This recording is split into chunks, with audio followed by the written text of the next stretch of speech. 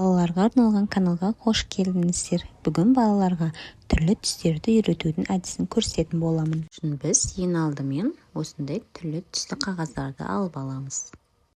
Енді кезек түрлі түсті қағаздарды дөңгелек пішінде етіп қиып аламыз. Ол қиылған қағаздарды рет-ретімен орналастырып балаға қайталатамыз.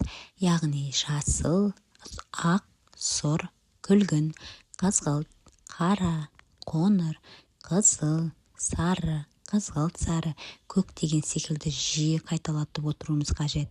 Ол бізге баланың есте сақтауын, сонымен қатар түстерді тез үйренуіне көмектеседі. Әдіс бізде түрлі түсті карандаштар арқылы, яғни белгілі карандашты аламыз, сол карандаштың түсіне қарай заттарды айтатын боламыз. Мысалға, мынау қызғылт сары карандаш, мұнымен сәбізді бояймын. Мынау сары карандаш, бұнымен бананды бояймын.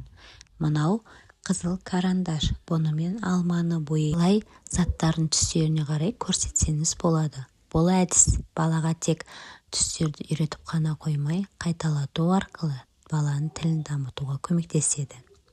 Бұл түстерді үйренудің үшінші тәсілі. Бірнеше ақпаратты алып, оларды біріктіреміз.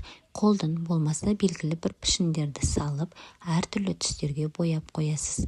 Сол боялған түстердің ішінен бала өзіне қажетті түстерді тауып көрсетуі қажет. Былай бала түстерді тез әрі оны үйреніп алады. Менің видеом сіздерге пайдалы болды деп ойлаймын. Алдағы уақытта каналымда көптеген сабақтар шығатын болады. Мені жоғалтып алмау үшін лайк басып тіркеліп кетіңіздер. Рахмет.